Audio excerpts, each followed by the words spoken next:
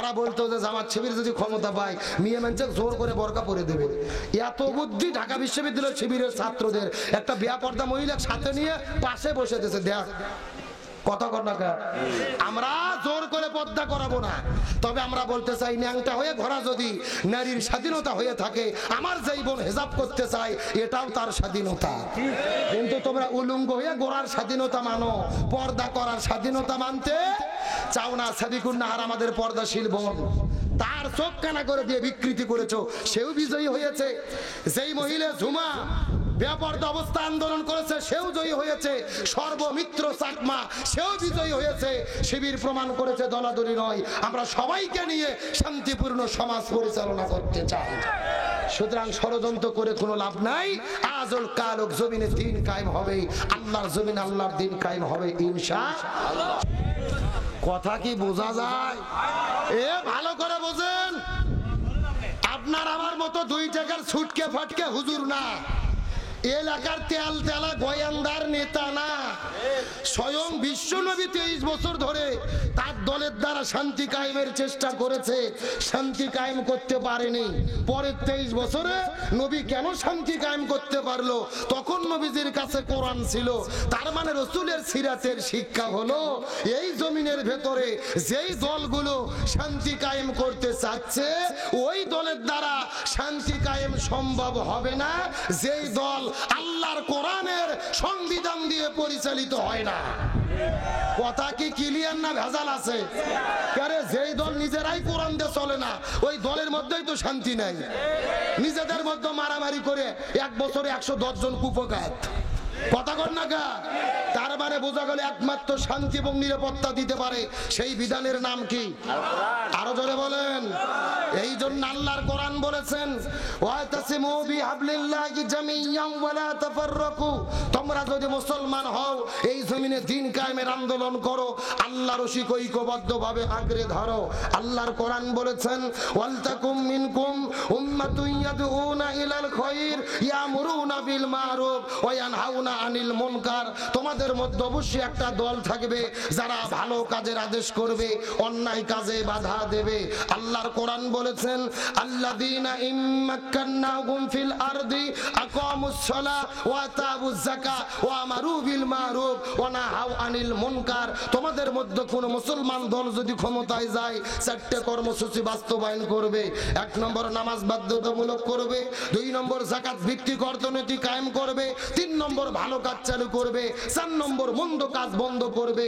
তার মানে ক্ষমতায় যাওয়ার পরে এই 4 কর্মসূচি বাস্তবায়নের যারা ঘোষণা দেবে ইমানদার মুসলমান হিসেবে তাদের পক্ষেই আমাদের থাকতে হবে। তার মানে কোরআন কায়েম হওয়া ছাড়া শান্তি আসতে পারে। আমার প্রিয় বন্ধুগণ, মুসলমান ভাইরা গভীর মনোযোগ লক্ষ্য করুন। এই জন্য আমার আল্লাহ তাআলা কত চমৎকার করে বলেন, আল্লাহ রাব্বুল আলামিনের ঘোষণা ওমান নারদু যিকরি ফা ইন্না লাহু মাঈশাতান দানকা ওয়া নাহশুরুহু ইয়াওমাল কিয়ামাতি আমা।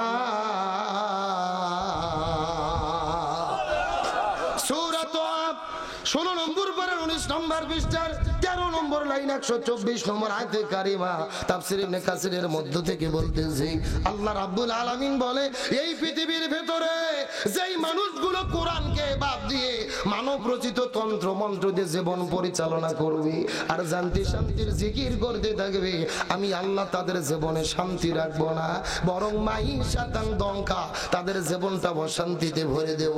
আর দুনিয়ার ভেতরে কোরআন দিয়ে যারা জীবন পরিচালনা করবে না ওই হাসরের ময়দানে তাদের 2 চোখগুলোকে কানা করে অন্ধ করে আল্লাহ হাসরের ময়দানে উত্তোলন করবে। এই দুনিয়ায় যারা কোরআন মেনে চলবে না তাদের জীবনে অশান্তি দেবে কে? আর হাসরের ময়দানে তাদের কানা করে অন্ধ করে কে উঠাবে?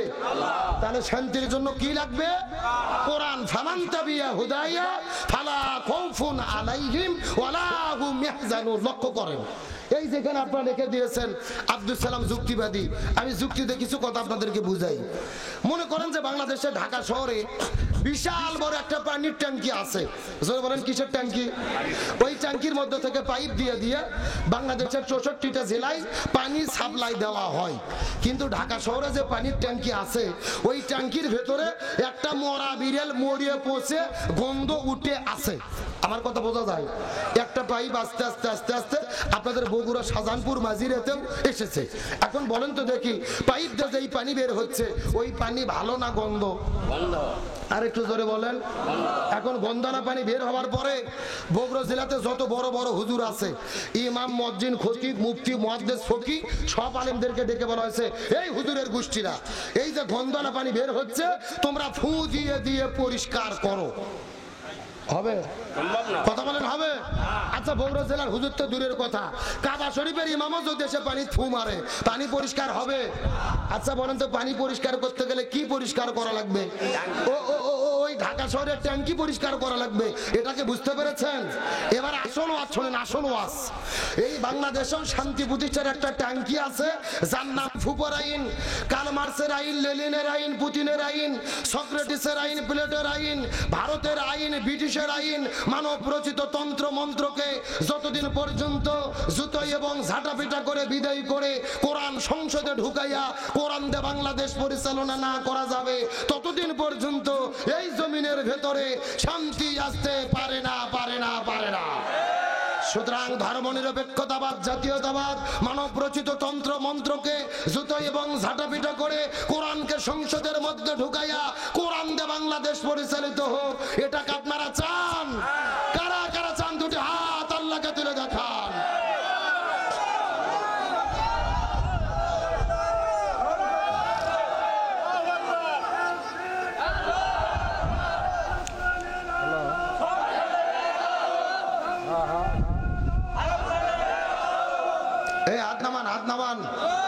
আপনারা যেই তাকবীর দিলেন, স্বৈরাচার পাশে থাকলে আজকেই দেশের মধ্যে ঢুকবে। এ কথা কর না গা, কেরে তাকবীর দিতে কি আপনাদের ভয় লাগে? সবাই একটু সিংহের মতো টান টান করে হাত উঠান তো দেখে, হাত উঠান, হ্যাঁ সবাই উঠান, সবাই একটু গলা কাকার দাম থেকে লিল্লাহে তাকবীর, আল কোরআনের আলো, আল হাদিসের আলো, দুনিয়ার মুসলিম, ইসলামের শত্রুরা লিল্লাহে তাকবীর। কষ্ট হচ্ছে? আলোচনা কি চলবে? থাকবেন নাকি পালাবেন? চলবে?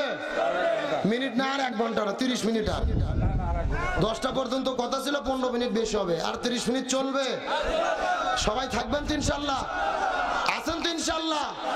আলোচনা চলছে, চলছে, ওটা উঠি করা যাবে। তাহলে শান্তির জন্য কিসের নীতি লাগবে?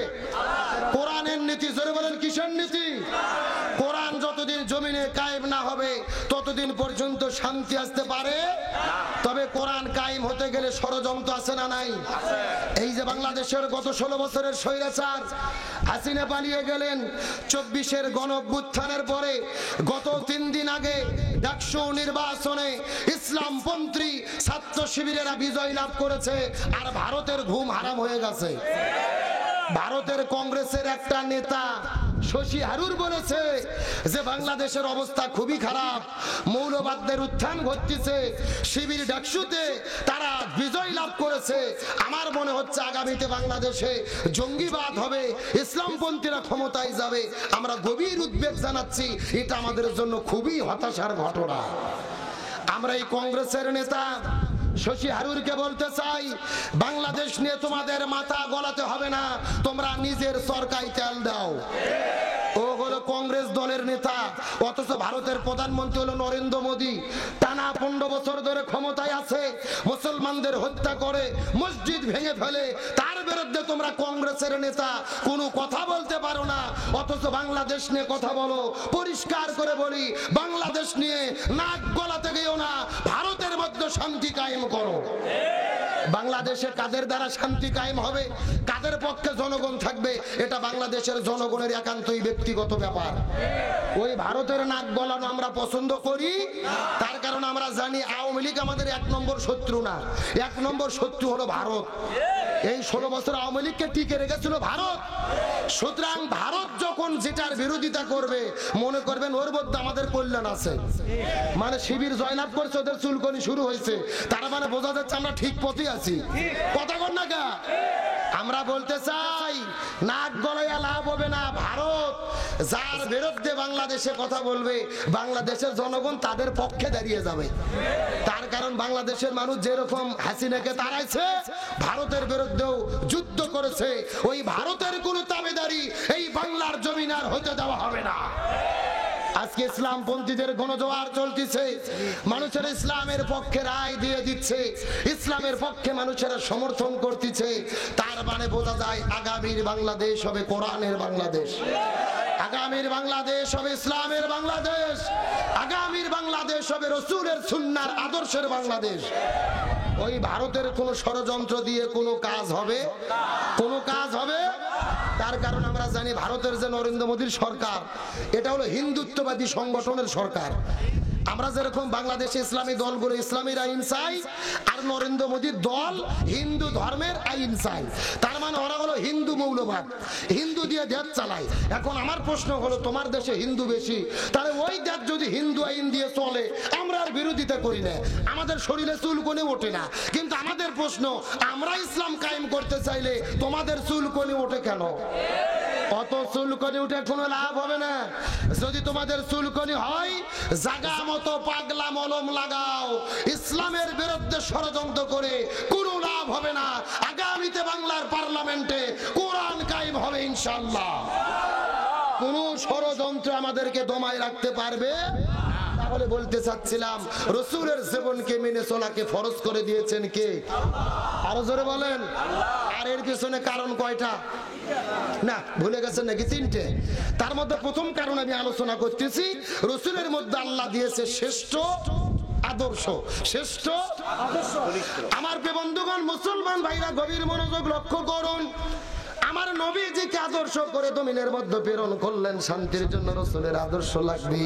আমার নবীজি হাদিস শরীফের মধ্যে কত চমৎকার করে বলেন, হাসরের ময়দানে কিয়ামতের আগে এই জমিনের মধ্যে যদি কোন উম্মতেরা একটা মৃত সুন্নাতকে আঁকড়ে ধরতে পারে, ওই একটা মৃত সুন্নাতকে আঁকড়ে ধরার কারণে আল্লাহ তাদের আমল নামার ভেতরে 1 নয় 2 নয় 100টা গলা কাটা শহীদের সওয়াব দান করবে। কয়টা শহীদের সওয়াব? সুন্নাত কয়টা? তবে শর্ত হলো মৃত সুন্নাত। কি সুন্নাত? এই হাদিসটা ভালো করে বোঝার চেষ্টা করবেন। যেন তেন কোনো সুন্নাত ধরলে 100টা গলা কাটা শহীদের সওয়াব নয়, মৃত সুন্নাতকে জীবিত করতে হবে। এখন আমি আপনাদের জিজ্ঞাসা করি, বলেন তো মাথার মধ্যে টুপি দেওয়া কি? আরো জোরে বলেন। এখন বলেন তো, এই মাথার মধ্যে টুপি দেওয়া সুন্নাতটা কি মরিয়া গেছে? মরে নাই। এই যে কেউ বা টুপি পরেছেন, কেউ বা পরেন নাই, তার মানে এই সুন্নাত এখনো মরে যায় নাই। এখন বলেন তো, মুখের মধ্যে দাড়ি রাখা কি? এই সুন্নাত কি মরে গেছে? কেউ দাড়ি রাখে, কেউ দাড়ি রাখে না, তার মানে এই সুন্নাত তো মরে নাই। तमाम পৃথিবীর ভেতরে একটা মাত্র সুন্নাত মরে গেছে। আপনারা কি বলতে পারবেন সেটা কোন সুন্নাত? আমার নবী যে মক্কা থেকে মদিনায় হিজরত করার পরে মদিনা নামক রাষ্ট্র কোরআন দিয়ে পরিচালনা করেছেন, এটা ছিল রাসূলের জীবনের সবচেয়ে বড় সুন্নাত। কিন্তু দুর্ভাগ্যজনক ব্যাপার হলো, তাম পৃথিবীর ভিতরে 195টা স্বাধীন দেশ আছে, তার মধ্যে 57টা মুসলমান সংখ্যা গরিষ্ঠ দেশ। কিন্তু দুর্ভাগ্যজনক ব্যাপার হলো, পৃথিবীতে একটা দেশও বর্তমানে বাকি নাই যেই দেশের ভেতরে 100% কোরআনের আইন চলে। সৌদি আরবে ইসলাম আছে, তবে 100% নাই, রাজতন্ত্র, ইসলামে যেটা হারাম। তার মানে বোঝা গেল, একটা সুন্নাত কাটলে ধরলে 100টা গলা কাটা শহীদের সওয়াব। এই সুন্নাত মাথায় টুপি দেওয়া সুন্নাত নয়, এই সুন্নাত মুখের মধ্যে দাড়ি রাখা সুন্নাত নয় রে। এই সুন্নাত হলেন আল্লাহর কোরআন দিয়ে রাষ্ট্র পরিচালনা করা। ওই সুন্নাত কি বাংলাদেশে কায়েম আছে? আমরা কায়েম করতে চাই কি চাই না? আমার প্রিয় বন্ধুগণ, মুসলমান ভাইরা গভীর মনোযোগ লক্ষ্য করুন। নবীজির সিরাতটাকে আমি আপনাদের কি দিয়ে বুঝাই? শুধুমাত্র ঘটনার কাহিনী দিয়ে নয়, আমি সরাসরি কোরআন হাদিসের মূল নির্যাস কথাগুলো বলার চেষ্টা করতেছি। তাহলে নবীজির জীবনটাকে অনুসরণ করা আল্লাহ তাআলা আমাদের জন্য ফরজ করে দিল। প্রথম নাম্বার কারণ হলো নবীর মধ্যে শ্রেষ্ঠ আদর্শ আছে। 2 নম্বর কারণটা কি? এই সম্পর্কে আল্লাহ তাআলা পবিত্র কোরআনুল কারীমের মধ্যে বলেন, ওয়া ইন্নাকা লাআলা খুলুকিন আযীম। সূরা কলম 29 নম্বর পারা 3 নম্বর পৃষ্ঠার 12 নম্বর লাইন 4 নম্বর আয়াতে কারিমা। তাফসীর ইবনে কাসিরের মধ্য থেকে বলতেছে, আল্লাহ তাআলা ডাক দিয়ে বলে, পৃথিবীর মানুষেরা ভালো করে বোঝার চেষ্টা করো, এই জমিনের ভেতরে আমি নবীকে প্রেরণ করেছি। আদম আলাইহিস সালাম থেকে শুরু করে কিয়ামত পর্যন্ত যত মানুষ পৃথিবীর মধ্যে চলে আসবে, এত সুন্দর চরিত্র আমি কাউকে দেই নাই।